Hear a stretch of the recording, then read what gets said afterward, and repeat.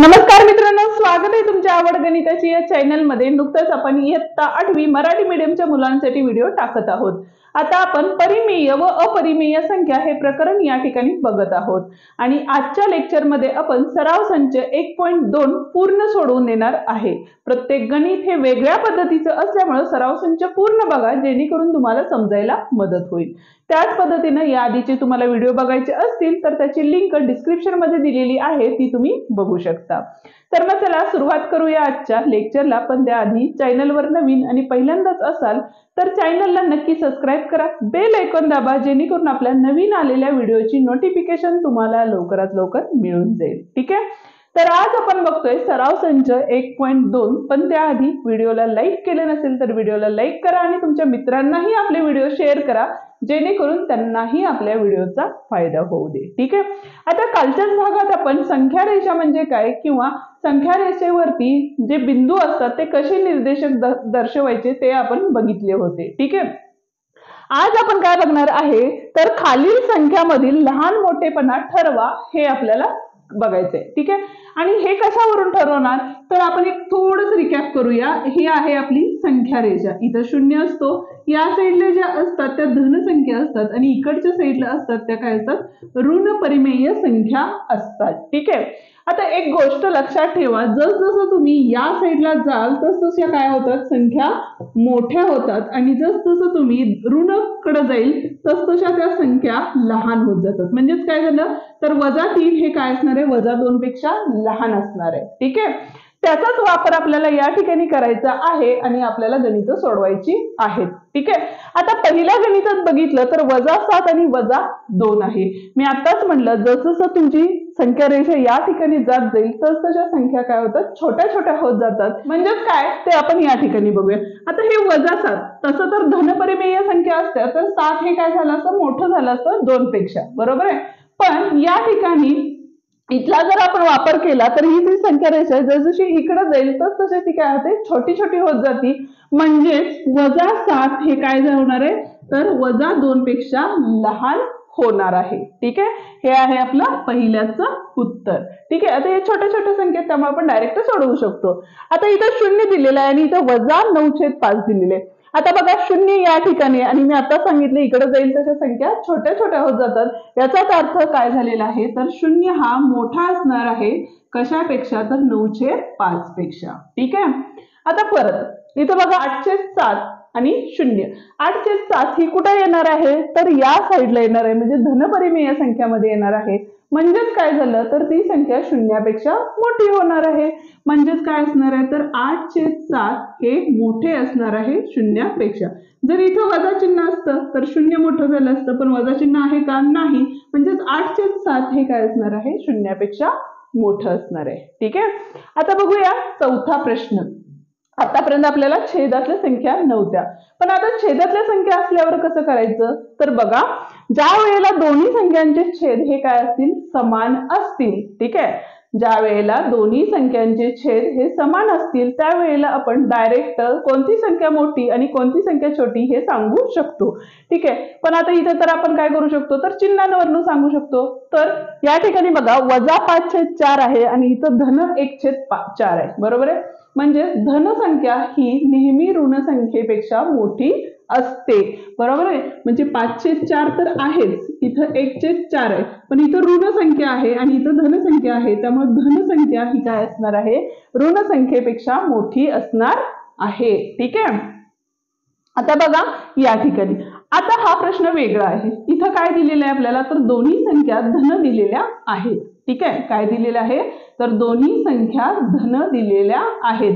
दोघांचा छेद समान आहे का बघा, ज्यावेळेला तुम्ही लहान मोठेपणा ठरवता त्यावेळेला आधी काय बघायचंय दोघांचा छेद समान आहे का बघायचंय, दोन्ही संख्या धन आहेत का किंवा दोन्ही संख्या ऋण आहेत का किंवा धन ऋण आहेत का हे सुद्धा बघावं लागणार आहे। तर इथं बघा इथं ऋण आहे, इथं सुद्धा ऋण आहे। म्हणजेच काय झालं तर 40/29 आणि इथं होतं 141/29। तर आता दोघांचा छेद समान आहे, दोन्ही संख्या धन आहेत। मग आता काय करायचं तर 40 आणि 41 मध्ये कंपेअर करायचं। ठीक आहे, म्हणजे तुलना करायची। आता 40 आणि 141 मध्ये कोणती संख्या मोठी असणार आहे तर 141 ही मोठी असणार आहे। म्हणून काय झालं तर या ठिकाणी 141/29 ही संख्या काय असणार आहे तर 40/29 पेक्षा मोठी असणार आहे. ठीक आहे. आता हे होतं धन. आता इथं बघा ऋण आणि ऋण आहे. ठीक आहे. चिन्ह बघितली, दोघांची ऋण आहेत. ओके. दोघांचा छेद चेक करा. दोघांचा छेद बघितला तर इथं 20 आहे, इथं सुद्धा 20 आहे, म्हणजे दोघांचा छेद सुद्धा समान आहे. म्हणजे आपल्याला काय करणार, परत एकदा अंशांची तुलना करायला लागणार. इथं -17 होते, इथं -13 होते. पण मी मगाशी सांगितलं जसजशी संख्या रेषा इकडे जातील तसं संख्या छोट्या होत जातात. म्हणजेच काय झालं तर -17 हे लहान असणार आहे कशापेक्षा, -13 पेक्षा. म्हणजेच काय झालं तर -17/20 हा अपूर्णांक किंवा परिमेय संख्या छोटी असणार आहे कशापेक्षा तर 13/20 -13/20 पेक्षा. ठीक आहे. आता थोडासा वेगळा प्रश्न आहे. आता या ठिकाणी बघा इथं 8 आहे, इथं 4 आहे, बरोबर आहे. म्हणजेच आपल्याला काय करायला लागेल बघा, छेदात इथं किती आहे 8 आहे, बरोबर आहे. म्हणजे 4ला किती न गुणलं तर 8 येतं, तर 2 ने गुणावं लागतं. ठीक आहे.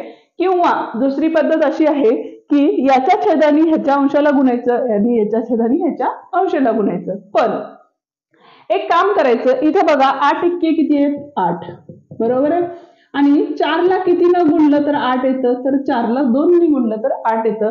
म्हणजेच आपण काय करणार आहे -9 गुणिले 2 केले, म्हणजे या दोघांना काय केले 2 ने गुणले, तर छेदात पण 8 आले, अंशात गुणिले 2, म्हणजेच 9 2 किती आले -18 आले. ठीक आहे. आणि हे -28 एक्के किती असणार आहेत 28च असणार आहेत, कारण इथं काय केलं आपण 1 ने गुणलं, बरोबर आहे. आणि इथं 2 ने गुणलं. ठीक आहे. म्हणजेच काय झालं बघा तर -18 ही संख्या काय असणार आहे मोठी असणार आहे कशापेक्षा -28 पेक्षा, बरोबर आहे. आता हे थोडंसं आपलं उलट सुलट झालं, त्यामुळे लिहिताना उलट सुलट झालं. त्यामुळे इथं बघा -28 हे लहान झाले कशापेक्षा -18 पेक्षा. म्हणून कुठला अपूर्णांक आहे आपला तर -28/8 हा अपूर्णांक लहान असणार आहे कशापेक्षा तर -18/8 पेक्षा, नाही तर 4 पेक्षा. म्हणजे 18 किती घेतले 8 घेतले आधी, तर नंतर पण आपण परत एकदा लिहू शकतो की -28/8 हा लहान आहे कशापेक्षा तर -9/2 पेक्षा. ठीक आहे. आता जाऊया पुढच्या आणि शेवटच्या 2 प्रश्न. त्याआधी अजूनही व्हिडिओला लाईक केलं नसेल तर व्हिडिओला लाईक करा, चॅनलला सबस्क्राईब केलं नसेल तर चॅनलला सबस्क्राईब करा. ठीक आहे. आता 9वा प्रश्न आपण या ठिकाणी बघतोय. काय सांगितले बघा 12/15 आणि 3/5. छेदाचा विचार केला तर इथं 15 आहे, इथं 5 आहे. 5च्या पाड्यात काय येतं 15 येतं, बरोबर आहे. म्हणजेच पहिल्या अंशाला आपल्याला काय करायला लागेल तर म्हणजेच 15 एक्के 15 आली, बरोबर आहे. आणि 5ला कितीनं गुणावं लागेल 3, म्हणजे 5 त्रिक 15 झाले, बरोबर आहे का. म्हणजे दोघांचा छेद काय झाला समान झाला. हे ऍक्च्युली रफ वर्क आहे, म्हणजे कच्चं काम आहे, ते तुम्ही वहीच्या पाठीमागं सुद्धा करू शकता. म्हणजेच आपल्याला काय करायला लागेल पहिला जो अंश होता त्याला काय करायला लागेल आपल्याला 1 ने गुणावं लागेल, म्हणजे 12 एक्के 12. आणि दुसरा जो अंश होता त्याला किती न गुणायला लागेल आपल्याला 3 न गुणायला लागेल, म्हणजे किती झाले बघा 3 त्रिक 9 झाले. ठीक आहे. आता बघितलं तर दोन्ही संख्या ह्या काय आहेत धनपरिमेय संख्या असल्यामुळं 12 हे मोठे असणार आहे कशापेक्षा 9 पेक्षा, बरोबर आहे. म्हणजेच काय करू शकतो आपण तर 12/15 ही संख्या मोठी असणार आहे कशापेक्षा तर 9/15 पेक्षा. आता 9/15 म्हणजेच कुठला अपूर्णांक आहे आपला तर 3/5 आहे. म्हणून या ठिकाणी बघा 12/15 हा मोठा असणार आहे 3/5 पेक्षा. ठीक आहे. आता पुढचं गणित. पुढच्या गणितात बघितलं तर इथं ऋण आहे, इथं सुद्धा ऋण आहे. म्हणजे छेद समान आहेत का तर नाही. एका पाढ्यातल्या संख्या आहेत का नाही. म्हणजेच काय करायला लागणार आहे आपल्याला तर यानी याला आणि यांनी याला गुणायला लागणार. म्हणजे इथं बघा 11 गुणिले 4 11 चोक 44 झाले आणि 4 गुणिले 11 म्हणजे सुद्धा 44 झाले, बरोबर आहे. आता इथे बघा हे -7 गुणिले 4 केले तर 7 चोक 28 झाले आणि गुणाकारात एकाचं जरी चिन्ह वजा असेल तरी उत्तराला वजा चिन्ह येतं. ठीक आहे. म्हणून इथं वजा चिन्ह आलं. तसंच इथं बघा -3 गुणिले कितीनं गुणलं आपण इथं 11नं, म्हणून 11 त्रिक 33, बरोबर आहे, -33 आले. ठीक आहे. आता या ठिकाणी बघितलं तर -28 ही संख्या काय असणार आहे मोठी असणार आहे -33 पेक्षा, कारण जसजसं संख्या वाढत जातात आणि ऋण असतात त्या कशा होतात छोट्या होत जातात म्हणून. ठीक आहे. म्हणजेच काय झालं तर -28/44 ही संख्या मोठी असणार आहे -33/44. म्हणजेच काय झालं दिलेल्या संख्या कुठल्या आहेत आपल्या तर इथं बघा -7/11 ही संख्या मोठी असणार आहे -3/4 पेक्षा. ठीक आहे. हे होतं आपलं शेवटचं गणित. या ठिकाणी आपला हा सराव संच संपतो. आजचा व्हिडिओ तुम्हाला कसा वाटला ते मला कमेंट करून नक्की सांगा. व्हिडिओ आवडला असेल तर व्हिडिओला लाईक, शेअर आणि कमेंट करायला विसरू नका. त्याचप्रमाणे जर चॅनलवर नवीन आणि पहिल्यांदाच असाल तर चॅनलला नक्की सबस्क्राईब करा. बेल आयकॉन दाबा जेणेकरून आपल्या नवीन आलेल्या व्हिडिओची नोटिफिकेशन तुम्हाला लवकरात लवकर मिळून जाईल. धन्यवाद.